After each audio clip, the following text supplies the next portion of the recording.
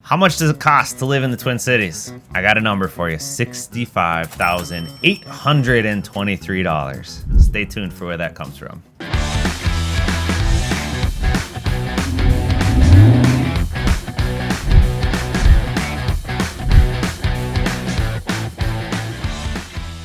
Hey, this is Matt Adelman with Matthew Adelman Realty. Welcome to your guide to living in the Twin Cities, where every week, as often as we can, we're bringing new content, new videos, new things for you guys to be aware of and understand about the Twin Cities and what it's like living here. We help people all over the country relocate to the Twin Cities. We help all sorts of people in the Twin Cities move to other parts of the Twin Cities. If that is you and you are looking to move or buy or sell, please give me a call, shoot me an email, shoot me a text. The number is right down below. Email right down below. If you're new here, I would love to have you subscribe to the channel. Hit the little subscribe button, click the little bell. We try to bring you new content as often as every other day, and try to make sure that we're providing lots of value for everyone here that is watching our show. So where does $65,823 for cost of living come from?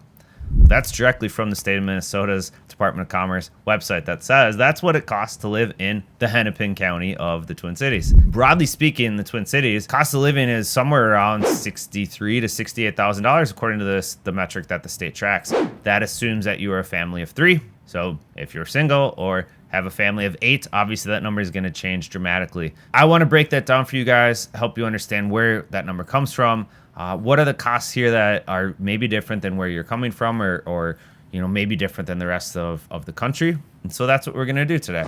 I thought I'd start out with probably the one thing that Minnesota has the biggest rap for is taxes. We pay a lot in taxes. Now, it's not as much as some of the places on the coasts, but Minnesota has its absolute fair share of taxes, and income tax in particular.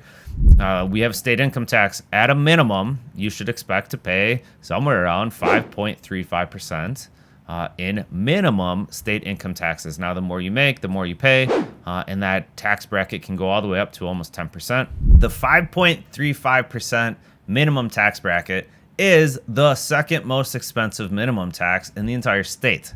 So there are plenty of states out there that have no state income taxes. We are not one of them. We have plenty of state income taxes, and it's going to be a decent part of your salary. Property taxes. We offset the state income tax a little bit with property taxes. So on average, you're going to be looking at somewhere around 1.05, 1.1% in property taxes. Now, there are certainly cities in the Twin Cities in particular that are going to have a much higher tax rate than that. Cities that have lots of building and lots of projects happening, cities that have, some of the top school systems and just generally more expensive cities to live in. You can get up to 1.3, 1.4, 1.5% of your home's value in property taxes. But broadly speaking, if you budget somewhere around 1.1%, that's probably going to be fairly in line. Property taxes, one of the benefits of Minnesota in our property taxes is it's going to pay for things like road maintenance. So we don't have toll roads here. Most of the road maintenance is going to be paid for through property taxes. Schools, this is a big one. A lot of people who relocate to the Twin Cities, especially if you're coming from states where the public school system is not that strong. Minnesota has a phenomenal school system, broadly speaking, throughout every single city in the Twin Cities, every city in the state.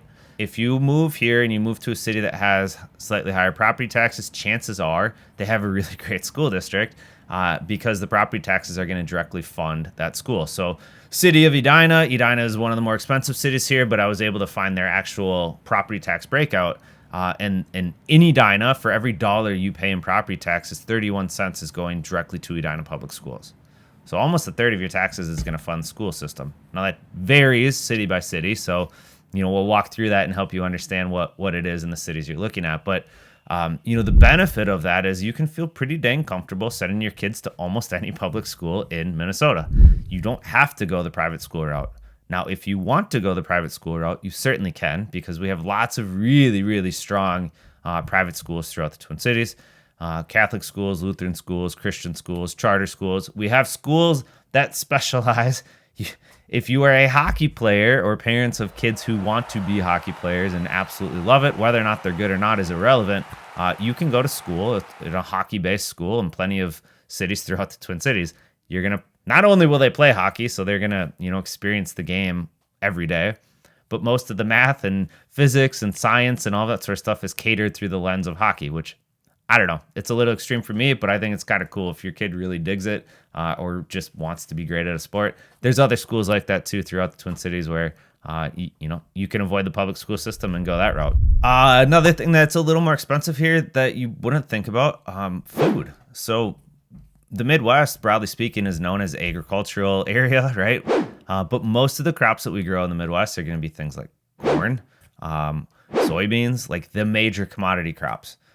So if you're looking at, just general fruits and produce and veggies and that sort of stuff, a lot of that's going to come from the West Coast in particular, or from, South America, where a lot of the produce is grown and shipped up here. It all comes into the ports on the coast and it has to get shipped in the Midwest. We do a lot of livestock production, so there's a lot of cows and pigs and chickens and turkeys and that sort of stuff produced in Minnesota. But the cost of transporting from the coast into the Midwest is it's gonna make food costs higher here than what you might expect. On average, plan on spending somewhere around $300 per person per month on food costs. So if you're a family of 3, that's somewhere around $900 to $1,000 a month in food costs. If family of 4, family of 10, I'm sorry, your food costs are probably crazy high. But that is something you definitely want to think about. Childcare, another thing that tends to be a little more expensive in the Twin Cities, especially versus other parts of the state, and depending on where you're coming from in the country. On average, for one kid in pre-K or in some sort of daycare system, you're looking at about $800 a month. So that tends to add up, and can be, if you have 2 or 3 kids, that's a mortgage payment right there. Healthcare tends to run a little more expensive in the Twin Cities versus other states throughout the United States. I ballpark, there's so many plans to choose from. Minnesota has a pretty good insurance program if your company doesn't give it to you already or give you a reduced plan. If you're going to go through the state, call it $800-ish bucks a month that you should be allocating towards healthcare costs, towards just insurance and healthcare related things. Now, on the flip side of that, one of the best parts of the Twin Cities and of Minnesota in general is that our healthcare system might be the best in the entire country, maybe even in the world. We are lucky enough that we have the Mayo Clinic down in Rochester, which is not technically the Twin Cities, but it's an hour-ish away. And the Mayo Clinic is, I think, probably the best healthcare system in the entire world. You have people that come to the Mayo when they don't know what's going on or they want just the best possible healthcare that they can get. That's the Mayo. There's the University of Minnesota system and a lot of other hospitals and clinics throughout the Twin Cities that are top-notch. I have 2 fake discs in my neck, and I was lucky enough when I had the issue that popped up a few years ago that the surgeon in the orthopedic center that I went to specialized in disc replacement. There are not very many surgeons throughout the United States that specialize in this. Who knew, right? I happened to pick one of the top 5 that does this in the entire country. I didn't pick him. I just happened to go into his office, and that's the thing about the Twin Cities is healthcare is great, and you're gonna be surprised at the options that are there. So I ended up having kind of a cutting edge procedure. Everything's great. And, if I would have been anywhere else in the country, really, I would have had to have a completely different procedure done. And it would have had some, major impacts on mobility and just, general way of life. So healthcare, yeah, it's a little expensive, but definitely you're going to love the options and the availability here. Speaking of mortgages, homes. So home prices in the Twin Cities are going to run a little higher than what you're going to see throughout the country. Now, again, depending on where you live now, maybe this is totally fine with you, but median price point across the entire U.S. As of the time of this recording was about 240-ish, 238,000, I think was the exact median price point. When you look at Minnesota, broadly speaking, 240 is the median price point. However, that's broadly speaking. When you zone into just the Twin Cities region in particular, median price point for a single family house right now, as the time of this recording, is $389,000. That gets a little more expensive. And what comes with that is insurance, maintenance, and that sort of stuff that's going to run a little higher than probably what you're used to paying. So we covered the big ones. I think I mentioned this already. We don't have toll roads. We don't have extra costs in transportation. Maybe if you're going down into Minneapolis or St. Paul, into the cities themselves, you'll have to pay for parking. But gas and that sort of stuff, about at the national level. The one thing, people forget about this one, and it's not major, but it is something that you definitely want to think about. You're moving to the cold, right? It's cold in Minnesota in the winter. We get snow.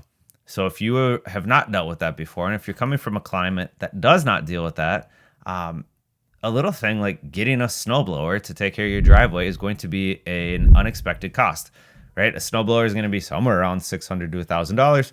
Most people, or at least a lot of people, they don't even get a snowblower anymore. They outsource it to some sort of lawn maintenance or some sort of snow service. And so if that's the route you want to go, expect somewhere around $100 to $150 a month just to pay to get the snow out of your driveway. A lot of people are going the route of just lawn maintenance in general. So if that's you, somewhere around $150 a month is probably a safe number to budget in. Other than that, I'm trying to think through if there's any major costs. Restaurants, alcohol, activities, sporting events, they're about in line with the rest of the country, maybe a little cheaper, which is kind of nice. But, we have newer stadiums for a lot of our sporting events. So, if you're going to bring yourself and your significant other and maybe a child with you, and you get a couple beers and some food at the stadium, there's a couple $100 right there as well.